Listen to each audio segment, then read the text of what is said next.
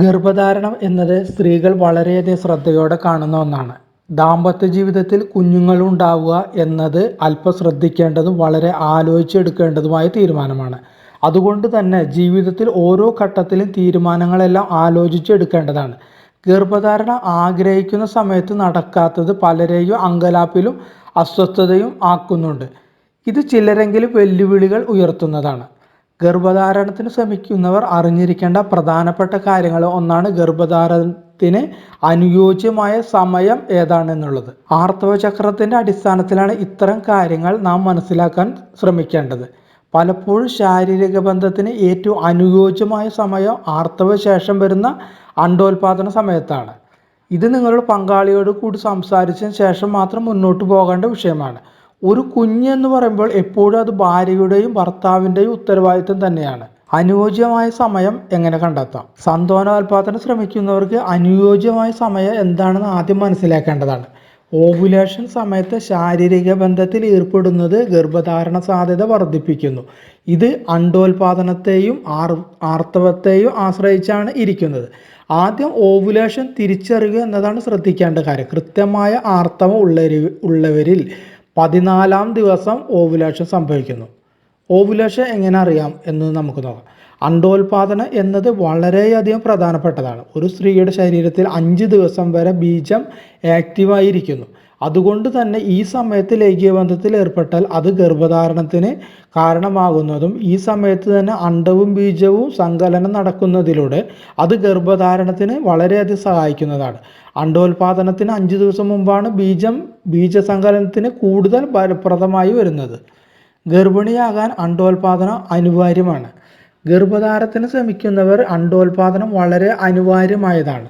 ഒരു സ്ത്രീ ഗർഭം ധരിക്കുന്നതിന് പ്രത്യുൽപാദന ശേഷിയുള്ള ദിനങ്ങൾ വളരെ പ്രധാനപ്പെട്ടതാണ്. ആർത്തവം 28 ദിവസമാണ് വരുന്നത് എന്നുണ്ടെങ്കിൽ ഇവർക്ക് ഓവുലേഷൻ സംഭവിക്കുന്നത് 14-ാമത്തെ ദിവസമാണ്. ഈ ദിവസങ്ങളിൽ എപ്പോഴെങ്കിലും ഗർഭധാരണത്തിന് ശ്രമിച്ചാൽ അത് വിജയിക്കാനായിട്ട് സാധ്യതയുണ്ട്. അണ്ഡോൽപാദന ദിവസങ്ങളിൽ ഗർഭം ധരിക്കാനുള്ള ഏറ്റവും നല്ല ദിവസമായാണ് കണക്കാക്കുന്നത്. അണ്ഡോൽപാദന തലേദിവസം, അതായത് അണ്ഡോൽപാദനത്തിന് തലേദിവസം ഗർഭധാരണം ശ്രമിച്ചാൽ അതും ഗർഭധാരണ സാധ്യത വളരെയധികം വർദ്ധിപ്പിക്കുന്നു. ബീജത്തിൻ്റെ ആരോഗ്യം വർദ്ധിക്കുന്നവരിൽ അണ്ഡോൽപാദനം വിജയകരമായാൽ ഗർഭധാരണം സംഭവിക്കുന്നു. എന്നാൽ അണ്ഡോൽപാദനത്തിന് 2 ദിവസം മുമ്പ് ഗർഭധാരണത്തിന് ശ്രമിക്കുന്നവരെക്കാൾ ഇവർക്ക് ഗർഭധാരണ സാധ്യത വളരെ കൂടുതലാണ്. ഇനി 4 ദിവസം മുമ്പാണെങ്കിലോ, അണ്ഡോൽപാദനത്തിന് 3-4 ദിവസം മുമ്പ് ലൈംഗികതയിൽ എങ്കിൽ ഇവരിലും ഗർഭധാരണത്തിന് സാധ്യതയുണ്ട്. എങ്കിലും മുൻപ് പറഞ്ഞതിനേക്കാൾ സാധ്യത കുറവാണ് എന്നതാണ് സത്യം. അതുകൂടാതെ അണ്ഡോൽപാദനം 5 ദിവസം മുമ്പ് ലൈംഗികതയെങ്കിൽ ഇവർക്കും അനുകൂല സാഹചര്യങ്ങളും ഉണ്ട്. ആർത്തവ ചക്രത്തിന് ശേഷം വരുന്ന ദിവസങ്ങളിൽ എല്ലാം തന്നെ കരുതിയിരിക്കണം. ഓവുലേഷൻ ഒരു സ്ത്രീ എങ്ങനെ തിരിച്ചറിയാം? അണ്ഡോൽപാദനം എപ്രകാരം തിരിച്ചറിയും എന്നതാണ് ശ്രദ്ധിക്കേണ്ട മറ്റൊരു കാര്യം. ശരീരത്തിലുണ്ടാകുന്ന മാറ്റങ്ങൾ തന്നെയാണ് ആദ്യം സ്ത്രീകൾ മനസ്സിലാക്കേണ്ടത്. ഇനി പറയുന്നത് പോലുള്ള അടയാളങ്ങൾ ശരീരം കാണിക്കുമ്പോഴാണ് ഗർഭധാരണത്തിന് ഏറ്റവും അനുയോജ്യമായ സമയമായി എന്ന് തിരിച്ചറിയുന്നതും അതിനുവേണ്ടി വജൈനൽ ഡിസ്ചാർജ് വളരെ കൂടുതലായിരിക്കും. കൂടാതെ ഇതിന് കട്ടിയും കുറവായിരിക്കും. ശരീരത്തിൽ ചൂട് വർദ്ധിക്കുന്നു. വയറിൻ്റെ ഒരു ഭാഗത്ത് അസ്വസ്ഥതയും ഉണ്ടാകുന്നു.